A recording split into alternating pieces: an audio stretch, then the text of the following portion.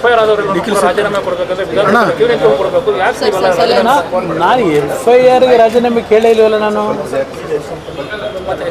FIR ಆಗಿರೋದಕ್ಕೆ ನಾನು ರಾಜೀನಾಮೆನೇ ಕೇಳಿಲ್ಲ.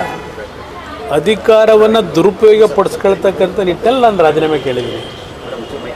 ಅಧಿಕಾರ ದುರುಪಯೋಗ ಪಡಿಸ್ಕೊಳ್ತಕ್ಕಂಥ ನಿಟ್ಟಲ್ಲಿ ಈ ಸರ್ಕಾರ ಹೇಗೆ ನಡೀತಾ ಇದೆ.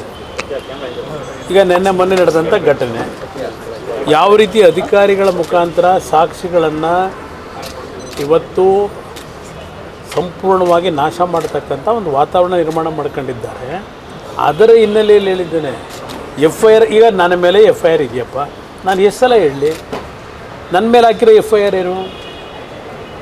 ಏನಿದೆ ನನ್ನ ಮೇಲೆ FIRನಲ್ಲಿ? ಇಲ್ಲ ದುಡ್ಡು ತೊಗೊಂಡಿದ್ದೀನೋ, ಇಲ್ಲ ಸರ್ಕಾರದಿಂದ ಏನಾದರೂ ಫೇವರ್ ಮಾಡ್ಕೊಂಡಿದ್ದೀನೋ ನನಗೆ ಸ್ವಂತಕ್ಕೆ, ಏನಿದೆ ಇದರಲ್ಲಿ? ನಂದು ಅಡ್ಮಿನಿಸ್ಟ್ರೇಷನ್ ಡಿಸಿಷನ್ಗಳು.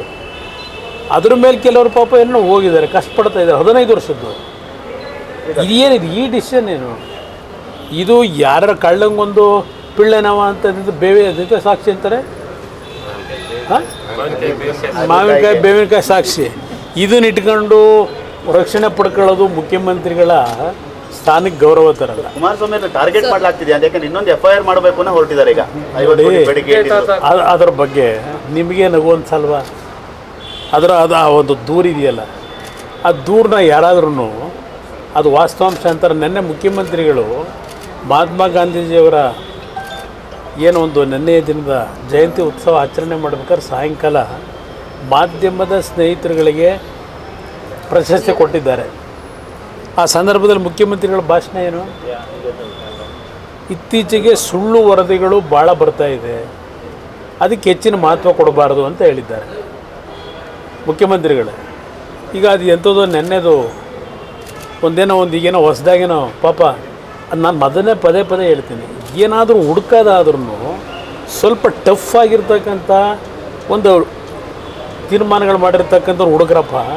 ಇಂಥವೆಲ್ಲ ಇಟ್ಕೊಂಡು ನಗುಪಾಟ್ಲಾಗಬೇಡಿ ಅಂತೀನಿ. ಇಂಥವನ್ನೆಲ್ಲ ಇಟ್ಕೊಂಬಿಟ್ಟು FIR ಹಾಕಲೇಬೇಕು ಅಂತೇಳಿ ಯಾರ್ಯಾರ ಮೇಲೆ ಒತ್ತಡ ಹಾಕಿದ್ದೀನಿ ಕಳೆದ 2 ದಿವಸದಿಂದ. ಯಾಕೆ ಬಂತದು? ಈಗ ನಾನು ಅದೆಲ್ಲ ಹೇಳಲಿಕ್ಕೆ ಹೋದರೆ ಈಗ ಯಾರೋ ಒಬ್ಬ ವ್ಯಕ್ತಿ ಕೇಸ್ ಹಾಕಿದ್ದಾನಲ್ಲ, ಮೊದಲನೇ ಆರೋಪಿ ಯಾರು, ಎರಡನೇ ಆರೋಪಿ ಯಾರು? ಒಂದು ಕೇಸ್ನಲ್ಲಿ ಮೊದಲನೇ ಆರೋಪಿ ಅದು ಯಾರೋ ನನ್ನ ಮೇಲೇನೋ 50 ಕೋಟಿ. ನಾನು ಇನ್ನು ಚುನಾವಣೆಯಲ್ಲಿ ಅಭ್ಯರ್ಥಿ ಯಾರು ಅಂತಲೇ ತೀರ್ಮಾನ ಮಾಡಿಲ್ಲ ನಮ್ಮ ಪಕ್ಷದಿಂದ, ಇಲ್ಲ NDA ಇಂದ. ಕುಮಾರಸ್ವಾಮಿ ಅವ್ರನ್ನ ಮುಗಿಸ್ಬೇಕು ಯಾವುದು ಆಗಲ್ಲ. ಈ ಷಡ್ಯಂತ್ರಗಳು ಕುಮಾರಸ್ವಾಮಿನ ಏನು